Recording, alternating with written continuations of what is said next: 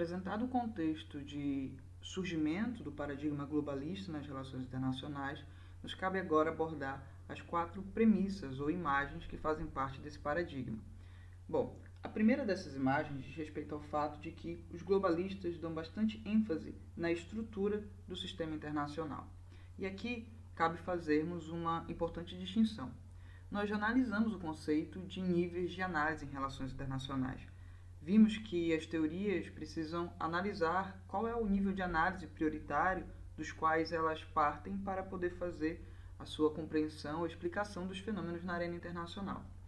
No entanto, é importante que a gente não confunda níveis de análise com fontes de explicação, aquilo que é tido como o elemento explicativo das dinâmicas e que perpassam esses níveis de análise. A estrutura, por exemplo, diz respeito aos princípios sobre os quais organizam-se os atores na arena internacional, o que os diferencia e o que determina suas capacidades.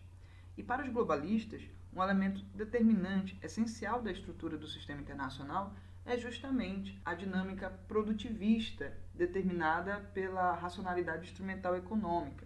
Então, para analisar o comportamento dos Estados, não basta investigar os seus condicionamentos internos, mas também avaliar os condicionantes estruturais do sistema que predispõem os Estados a se comportar de uma determinada forma, em busca de maior poder econômico, em busca de maior poder bélico.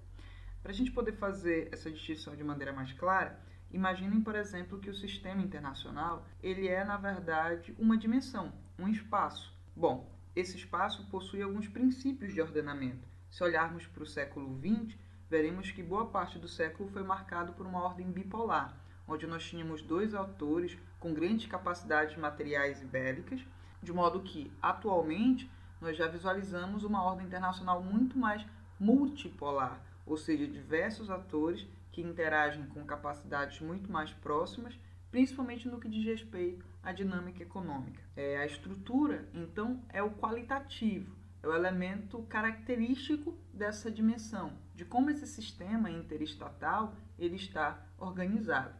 E é justamente a essa estrutura que os globalistas vão enfatizar. Além da ênfase na estrutura como fator explicativo, a segunda premissa diz respeito à visão histórica das relações internacionais. Ou seja, enquanto método, os pluralistas partem da concepção de que somente é possível entender os condicionantes estruturais das relações internacionais a partir da compreensão dos elementos históricos que levaram à formação do presente contexto internacional.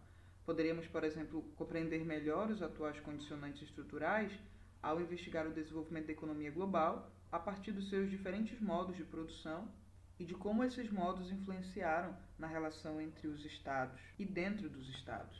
Assim, criamos o link para poder abordar a terceira premissa, que é o foco nos mecanismos de dominação.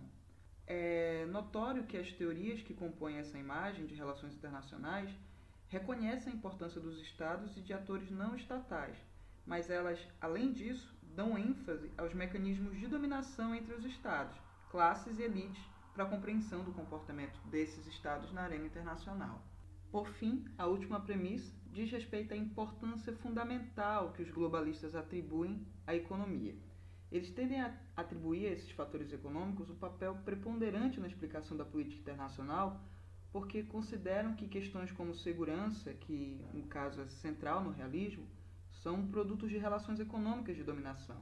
Então, grande parte do comportamento das unidades no sistema internacional poderia ser entendido a partir da compreensão do papel do Estado dentro do sistema econômico internacional. Com essa ênfase econômica, os globalistas buscam demonstrar que as relações entre as nações não são baseadas em vantagens competitivas e mutuamente benéficas, como definia Davi Ricardo, mas de exploração e de benefícios seletivos, alcançando grupos restritos de industriais, financistas, elites e aristocracias econômicas.